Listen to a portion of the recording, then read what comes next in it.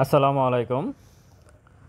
আহ, কমিশনের কিছু কমিশন এবং বাংলাদেশ ব্যাংকের কিছু পজিটিভ আর নেগেটিভ কিছু সিদ্ধান্ত বিগত 5 তারিখ থেকে আজকে 2 তারিখ, এক মাসে ধরা যায়, এক মাসের মধ্যে তারা কিছু পজিটিভ সিদ্ধান্ত নিয়েছে এবং কিছু নেগেটিভ সিদ্ধান্ত তারা নিয়েছে, অন্তত পুঁজিবাজারের জন্য।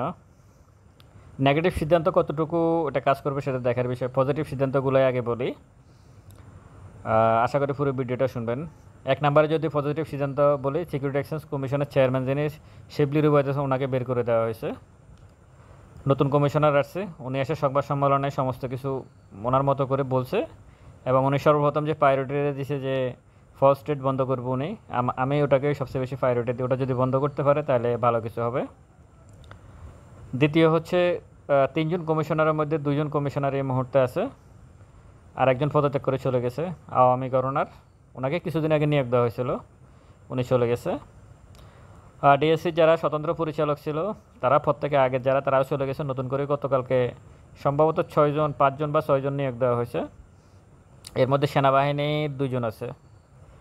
তো সেনাবাহিনী যখন সিকিউরিটি এক্সচেঞ্জ কমিশন বা ডিএসসিতে সেনাবাহিনীর লোকজন থাকে, স্বাভাবিকভাবে একটা নিয়ম শৃঙ্খলার ভিতরে থাকে। এগুলো পজিটিভ, এই দুটোই পজিটিভ। তারপরে আরও পজিটিভ আছে, যেমন 3% সার্কিট ব্রেকার যেটা ছিল সেটা তুলে দেওয়া হয়েছে, সেটাকে 10% করে দেওয়া হয়েছে। 3% সার্কিট ব্রেকার আসলে মার্কেটের জন্য খারাপই ছিল, যদিও অনেকে, আমি এখানে ভিডিও করার কারণে অনেকে বলছে যে এটা আপনি কি বলতেছেন, 3% সার্কিট ব্রেকার তুলে দিলে তো সমস্যা হয়ে যাবে। কিন্তু সমস্যা হয় না, আপনারা বুঝতে পারছেন।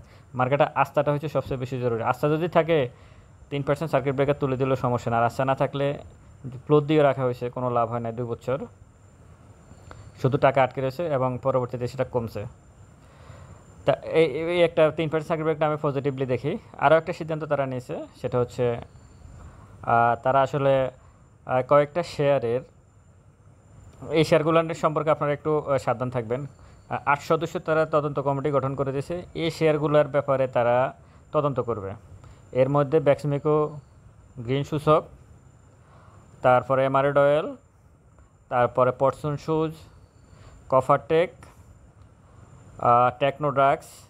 টেকনোড্রাগসের আইপিও নিয়ে তারা সন্দেহ করতেছে।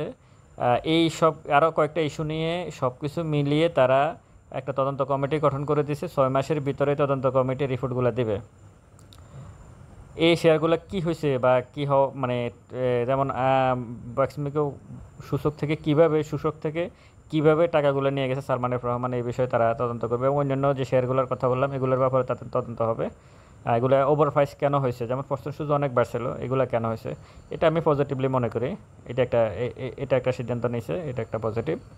সিকিউরিটি এক্সচেঞ্জ কমিশনের আরও একটা পজিটিভ সিদ্ধান্ত, তারা বলছে যে সুশাসন তারা প্রতিষ্ঠা করবে।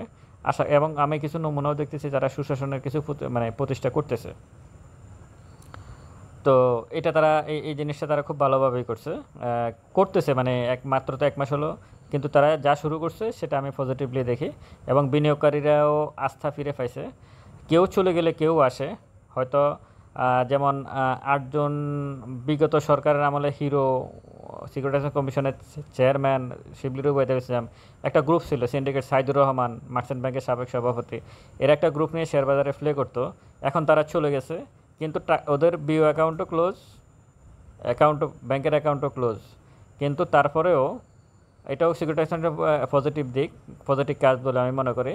কিন্তু টাকা কিন্তু আজকে 1000 কোটি টাকার লেনদেন হয়েছে, তাহলে বাকি টাকাগুলো ওরা কিন্তু এখন আর মার্কেটে প্লে করে না। তাহলে মার্কেটে টাকা কীভাবে আসলো, কেউ না কেউ নিয়ে আসছে, টাকা আসবে। মার্কেট যদি সুশাসন থাকে, মার্কেটে টাকা আসবে। আমি কমিশনের এগুলো পজিটিভ দিক বললাম। এবার বাংলাদেশ ব্যাংকেরও কিছু পজিটিভ দিক বলি। সেটা হচ্ছে বাংলাদেশ ব্যাংকের যিনি গভর্নর এম মনসুর, ওনাকে প্রশ্ন করা হয়েছিল গত পরশু সম্ভবত ডিডব্লিউ বাংলায়, শেয়ার বাজার দেখেছি, শেয়ার বাজার এখন মোটামুটি ভালো হবে, যেহেতু আমরা এই ব্যাপারে আমরা প্রত্যেকে সচেতন আছে। এবং প্রধান উপদেষ্টা ডক্টর ইউনূস, উনিও কিন্তু শেয়ার বাজার নিয়ে ওনার জাতির উদ্দেশ্যে যে ভাষণ দিছে, উনিও এখানে শেয়ার বাজার এবং আর্থিক প্রতিষ্ঠান নিয়ে সরাসরি উনি কথা বলছে শেয়ার বাজার নিয়ে, যেখানে অনিয়ম হয়েছে গত 15 বছরও অনেক। তো এগুলো নিয়ে তারা একটা মানে এটা দেখবে তারা এই বিষয়টা। এবং ডিবিএ থেকে একটা চিঠি দেওয়া হয়েছে বিসেককে যে গত 15 বছরে আসলে শেয়ার বাজারের যে অনিয়ম হয়েছে, দুর্নীতি হয়েছে, এগুলো নিয়ে তদন্ত করার জন্য। তো এইগুলো সবগুলাই পজিটিভ। বাংলাদেশ ব্যাংক এবং সিকিউরিটি এক্সচেঞ্জ কমিশনের এই সিদ্ধান্তগুলো, আমি যতগুলো সিদ্ধান্ত এখন বলছি, এই সবগুলো পজিটিভ। এগুলো মার্কেটের জন্য খুবই ভালো, খুব মানে অবশ্যই ভালো হবে। মার্কেট ইনশাল্লাহ সামনে যাবে, এটা বোঝাই যায়। তো এখন নেগেটিভ যদি কিছু বলতে চাই, সর্বপ্রথম পজিটিভ আরও একটা বিষয় আছে, সেটা হচ্ছে যেমন রেমিটেন্স অনেক বেশি বাড়তেছে, প্রবাসীরা অনেক বেশি রেমিটেন্স পাঠাচ্ছে, এটাও শেয়ার মার্কেটের জন্য পজিটিভ। কী কারণে পজিটিভ? রেমিটেন্সের সাথে আসলে শেয়ার বাজারের সরাসরি সম্পর্ক না।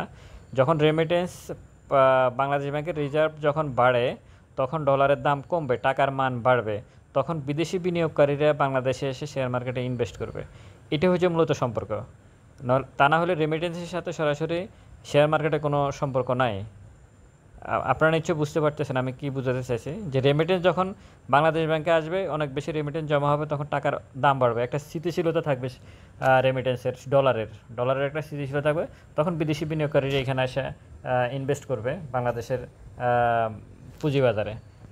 এটাই হচ্ছে পজিটিভ কি বলে ইয়ের বিষয়ে, রেমিটেন্সের বিষয়ে। আর নেগেটিভ যদি আমি কিছু বলতে চাই, নেগেটিভ আসলে সব কিছু মিলায় নেগেটিভের ব্যাপারটা আসলে আমি যদি বলি, যেমন কালো টাকা সাদা করার একটা ব্যাপার আছে। তো কালো টাকা সাদা করার এই বিষয়টাকে বিগত সরকার দিয়েছিল, কিন্তু এই সরকার এটাকে কোনোভাবেই দিবে না। তারা অলরেডি এটা নিষেধ করে দিয়েছে, কালো টাকা সাদা করা যাবে না। এটা মার্কেটের জন্য একটু নেগেটিভ, কারণ যখন এই এলোমেলো কিছু টাকা মার্কেটে আসে, যখন বাজেটের পরে বা বাজেটের আগে, এটা মার্কেটের জন্য আমি মনে করি একটু, খুব বেশি নেগেটিভ না, কিন্তু একটু নেগেটিভ একটা বিষয়। দ্বিতীয় যদি আমি নেগেটিভ একটু বিষয় বলি, সিকিউরিটি এক্সচেঞ্জ কমিশন যে পজিটিভ বিষয়গুলোই পর্যন্ত করছে, এটা যদি খুব টাইটলি মানে খুবই স্ট্রংলি করে, তখন বিনিয়োগকারীদের ভিতরে একটা ভয় ঢুকতে পারে। তাদের এই বিষয়ে আর একটু সচেতন হওয়ার দরকার আছে। এটাও আমি একটা মানে খুব বেশি এত 1 মাসের ভিতরে এত টাইট মানে এত স্ট্রংভাবে ইয়ে করার কোনো যুক্তি নেই, আমি মনে করি না সেটা। আরেকটু তারা একটু সহজ মানে ভাবে, কারণ মার্কেট প্লেয়াররা এখানে প্লে করতে হবে, মার্কেট প্লেয়াররা যদি প্লে না করে তাহলে মার্কেট ভালো হবে না। এটা একটা বিষয়। তৃতীয় আরেকটা বিষয় আছে নেগেটিভ, আমি যদি সেটা বলি, সেটা হচ্ছে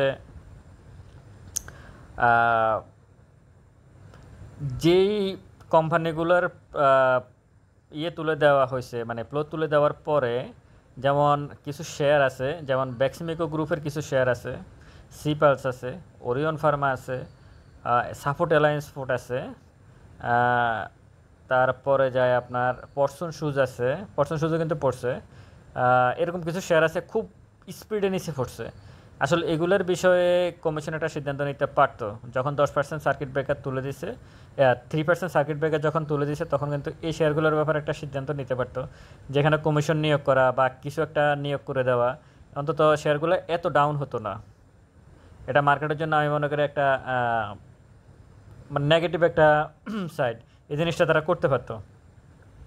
আর একটা আমি বলি নেগেটিভ, সেটা হচ্ছে এখনও দুইটা শেয়ারের ফ্লোর রাখা হয়েছে, একটা হচ্ছে বেক্সিমিকো আর একটা হচ্ছে ইসলামী ব্যাংক সম্ভবত।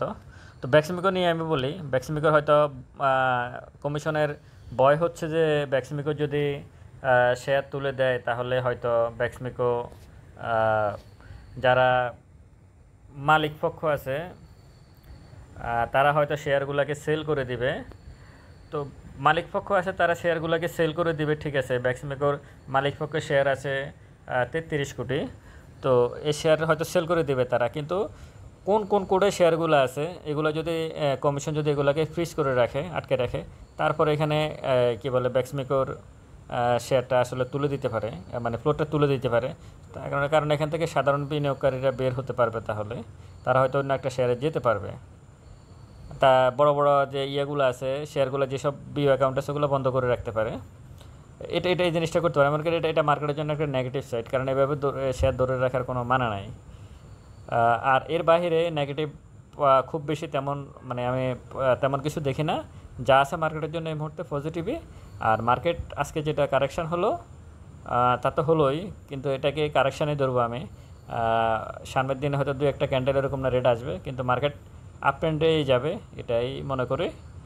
ভালো থাকবেন সবাই। আসসালামু আলাইকুম।